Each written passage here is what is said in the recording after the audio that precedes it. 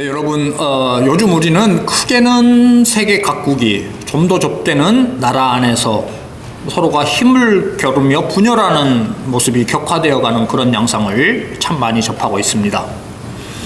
우리가 사는 이 세상이 동서와 고금을 막론하고 언제나 이 힘의 논리로 움직이다 보니 국가도 그렇고 개인도 그렇고 더 큰 힘을 소유하고 그것을 드러내 과시하고자 합니다.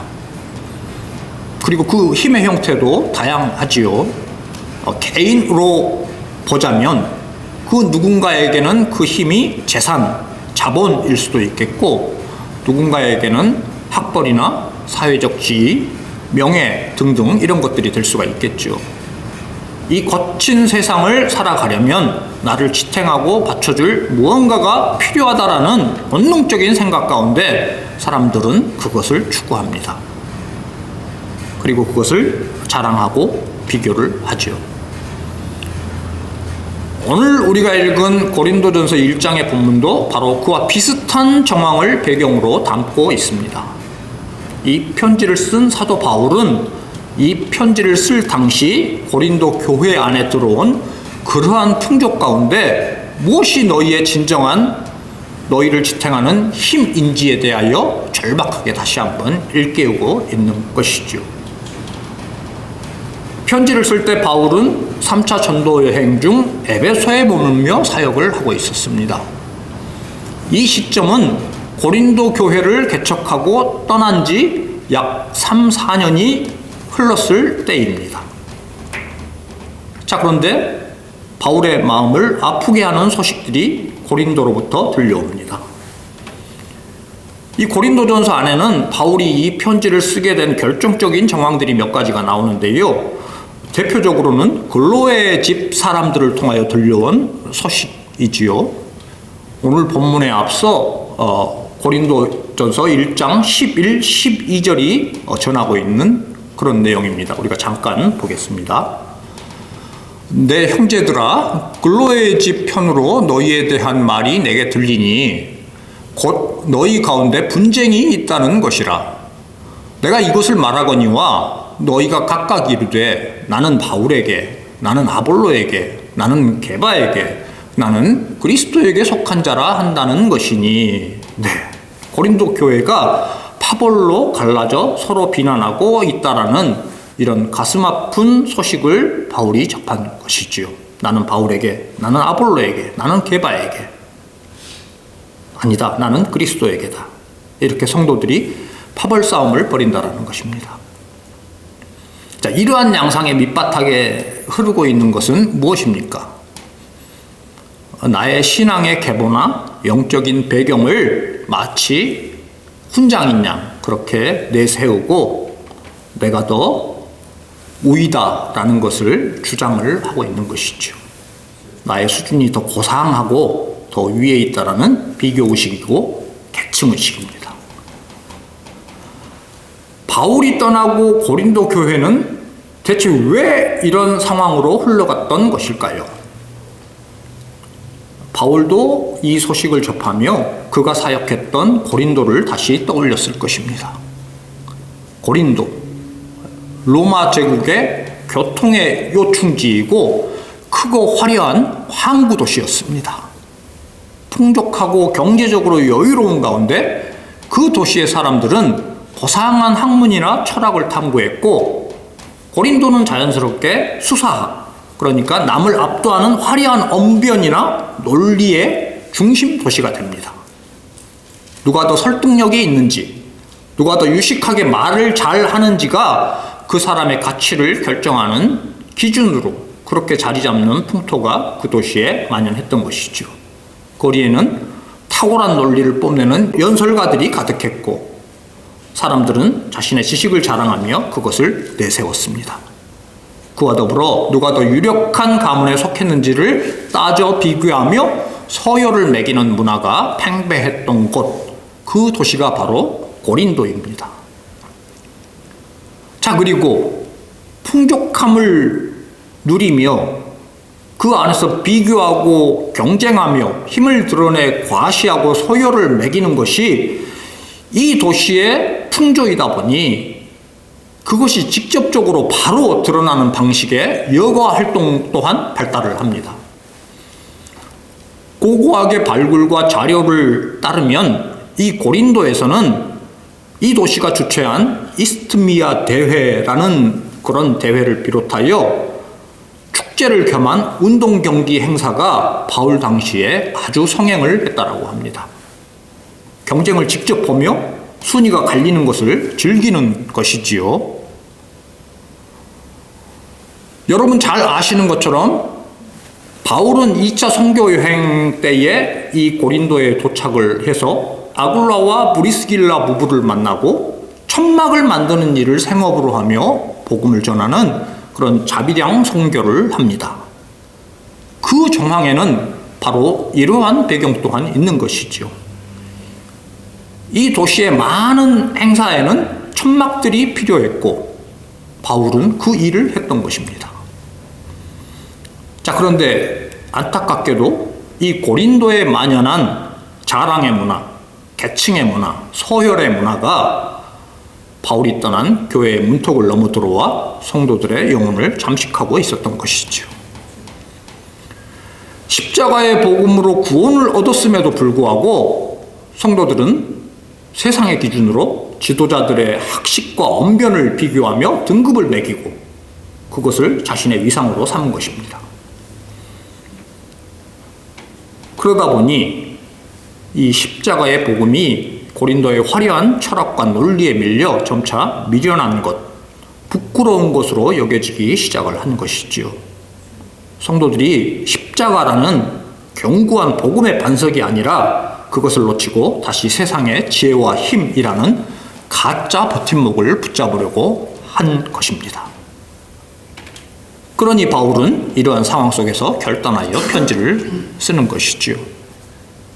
이후 교회의 구체적인 문제들의 답을 하기에 앞서 가장 먼저 복음의 본질을 다시 일깨워 세우는 것입니다.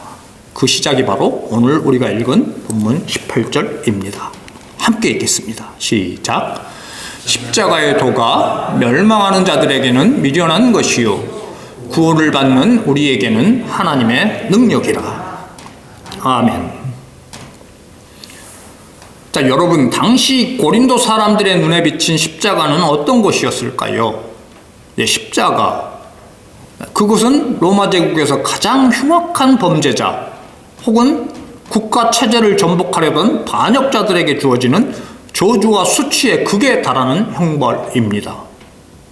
십자가에 달린 자는 벌거벗겨진 채 길가에 세워져서 지나가는 이들의 침뱉음과 조롱을 견뎌야 했습니다.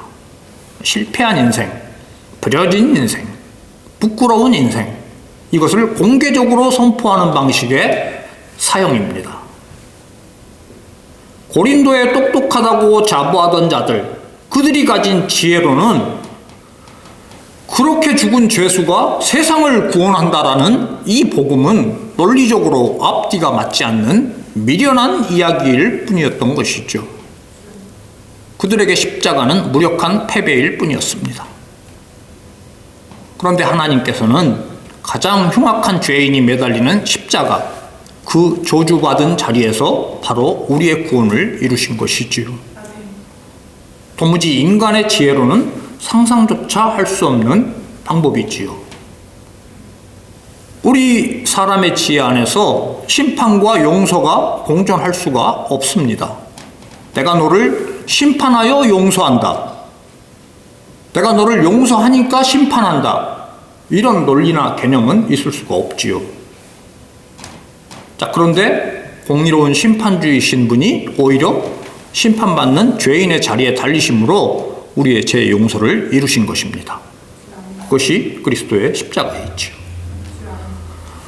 영원하신 하나님, 죽음이란 있을 수 없는 분이 죽임을 당하십니다. 죄 없으신 분이 죄인으로 우리가 받아야 할 모든 저주와 수치를 대신 짊어지십니다.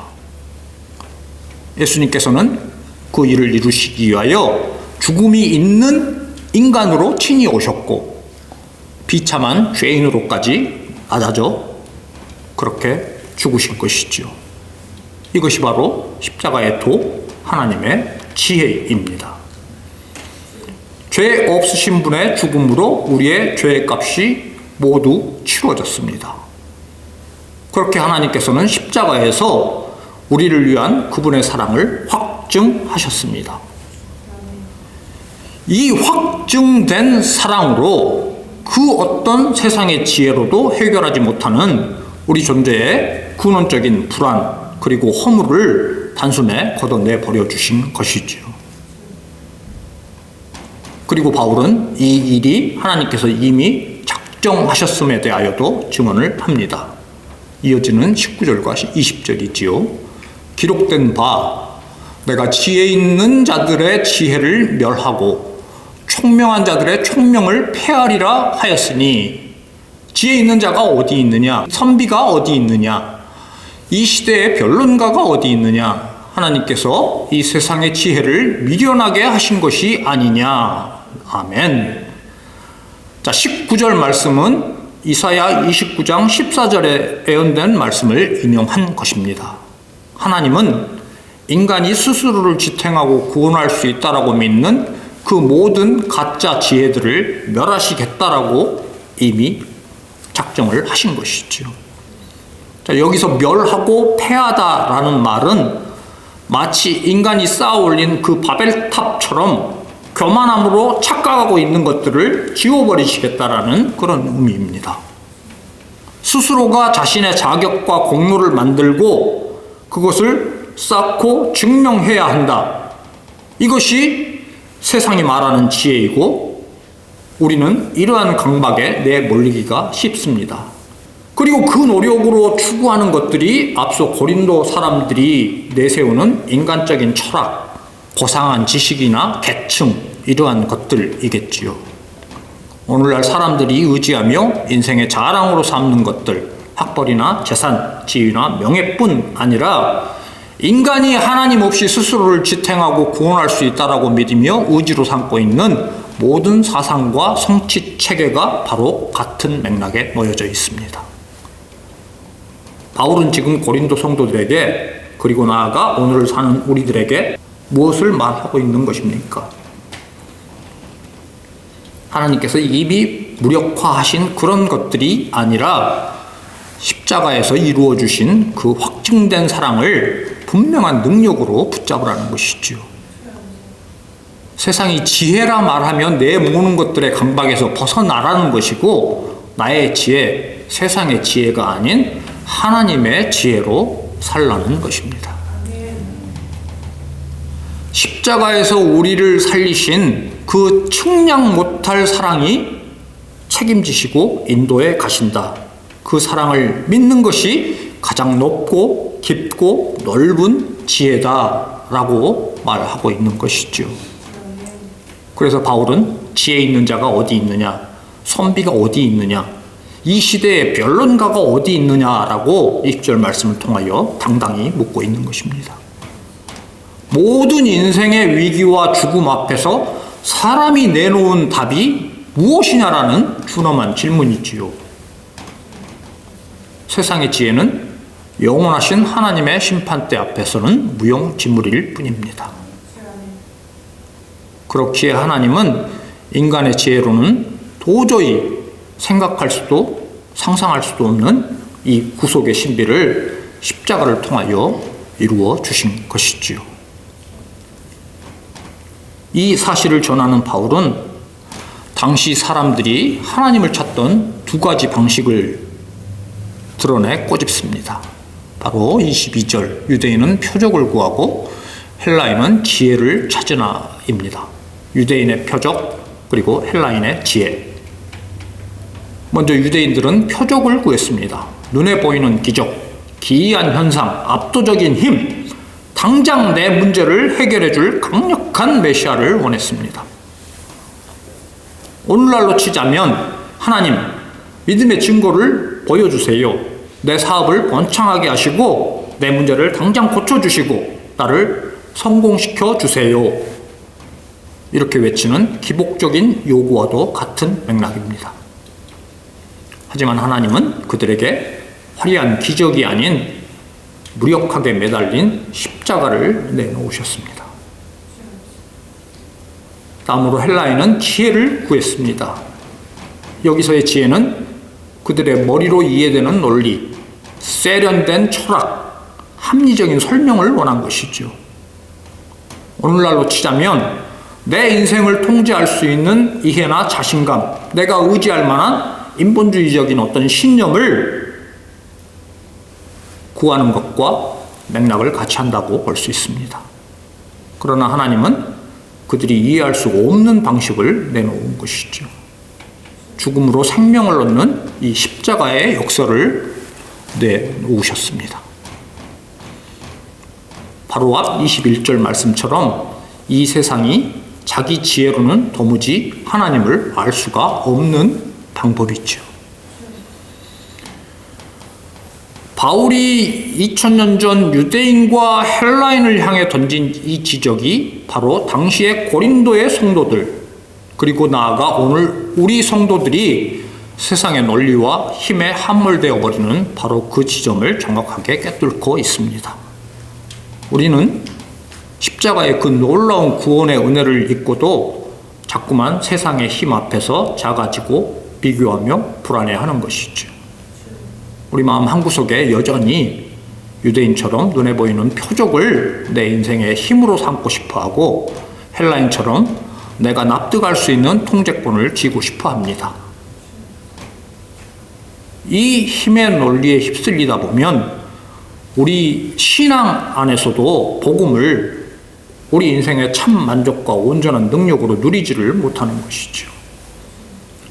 십자가의 은혜가 그 능력이 나를 지탱하는 것이 아니라 나를 지탱해 줄 만한 세상의 조건들을 바라보는 가운데 그 은혜를 그저 수단으로 전락시키고 마는 것입니다. 이렇게 세상의 조건에 함몰되기 쉬운 우리에게 바울은 다시 한번 결연한 어조로 선포를 합니다. 23절과 24절입니다. 우리가 함께 읽겠습니다. 시작. 우리는 십자가에 못 박힌 그리스도를 전하니 유대인에게는 거리끼는 것이요 이방인에게는 미련한 것이로되 오직 부르심을 받은 자들에게는 유대인이나 헬라인이나 그리스도는 하나님의 능력이요 하나님의 지혜니라. 아멘. 십자가에 못 박힌 그리스도, 고난받고 죽임당하는 메시아, 그들이 구하는 것과는 다른 모습의 이 구세주는 유대인이나 이방인, 그들에게 여전히 꺼리끼는 것이고 미련한 것일 것입니다. 더 나아가 성공을 향해 달려가야 하는 것이 세상이 추구하는 공식이고 가치관인 오늘날에도 믿지 않는 자들에게 십자가는 아무런 도움이 되지 않는 걸림돌처럼 보이겠죠. 그러나 바울은 우리는 다만 이 복음을 전한다라고 선언하고 있습니다. 그리스도의 십자가 외에 우리 인생의 다른 구원도 붙잡아야 할 다른 소망이나 능력도 없는 까닭이지요. 그리고 이 복음은 24절에 놀라운 부르심으로 선언이 되고 있습니다. 오직 부르심을 받은 자들에게는 유대인이나 헬라인이나 그리스도는 하나님의 능력이요 하나님의 지혜니라. 하나님께서는 이 십자가의 복음을 통하여 구원의 은혜로 부르시는데 이 부르심에는 차별이 없습니다. 꺼리끼고 미련하다 여겼던 그 유대인이나 이방인들도 이 부르심의 은혜를 받는 자들에게는 십자가가 하나님의 능력이고 하나님의 지혜가 되는 것입니다. 이 십자가 복음 앞에서 유대인이 자랑하던 대단한 종교적인 열심이나 헬라인이 의지하던 고상한 지식은 모두 구원의 근거가 될 수 없다라는 이 사실을 알게 되고 그것이 드러나게 되는 것이지요. 표적을 구하고 세상의 지혜를 찾던 자들이 이제는 이 십자가를 통하여 나타난 하나님의 능력과 하나님의 지혜 안에서 참된 자유함으로 나오는 것입니다. 우리도 마찬가지이죠. 하나님은 아무런 조건 없이 아무 자격 없는 우리를 세상 가운데에서 불러내 주셨습니다. 먼저 사랑하셔서 예수님의 십자가, 이 구원의 은혜로 그저 받아 주신 것입니다. 만왕의 왕이신 하나님께서 너는 내 아들이다, 너는 내 딸이다 라고 이렇게 도장을 찍어 주신 것입니다. 그러니 우리에게는 세상의 평가나 시선에 휘둘릴 이유가 없는 것이지요. 세상이 무엇라 해도 십자가에서 나를 위해 자신의 목숨을 내어주신 분이 나를 귀하다라고 하시는 것입니다. 이것에 무엇이 더 필요할까요? 십자가는 나는 이미 충분히 사랑을 받고 있는 소중한 존재다라는 것을 지금도 우리에게 말씀하고 있습니다. 그 사랑이 우리의 진짜 능력이고 지혜입니다. 사랑하는 성도 여러분, 우리 구주 예수님께서 십자가 위에서 다 이루었다 말씀하셨습니다. 우리를 위해 다 이루어 주신 그 구원의 은혜, 그 크신 하나님의 사랑 안에 우리가 있습니다. 결코 세상의 서열과 비교 속에서 내가 부족하다 여기지 마시기를 부탁드립니다. 오직 하나님의 이 무조건적인 사랑을 붙드시기를 바랍니다. 이 십자가 아래 힘을 얻고 늘 당당하게 우리에게 주어진 길 걸어가실 수 있기를 소망합니다. 우리를 사랑하신 십자가, 이 한량없으신 하나님의 능력과 지혜가 충만한 은혜로 누려지시기를, 여러분 모두의 삶에 진정한 용기와 힘이 되시기를 예수님의 이름으로 축복합니다. 기도하겠습니다. 하나님 아버지, 자격 없는 우리를 아무 조건 없이 주님의 십자가 그 사랑 안에 풀어주시니 감사합니다. 우리가 입은 이 은혜, 하나님의 능력과 지혜가 나를 구원하시고 지금도 내 인생 인도하고 계심을 굳건히 붙잡게 하여 주시옵소서. 나를 향한 그 크신 사랑 의지하여 세상의 어떤 시선이나 평가 앞에서도 위축되지 않는 하나님의 자녀다운 당당함으로 서게 하여 주시옵소서. 우리를 위해 다 이루어 주시고 언제나 우리와 함께 하시는 예수님의 이름으로 기도합니다. 아멘. God will make a way where there seems to be no way. He works in ways we cannot see. He will make a way for me. He will be my guide. Hold me closely to His side. With love and strength for each new day, He will make a way.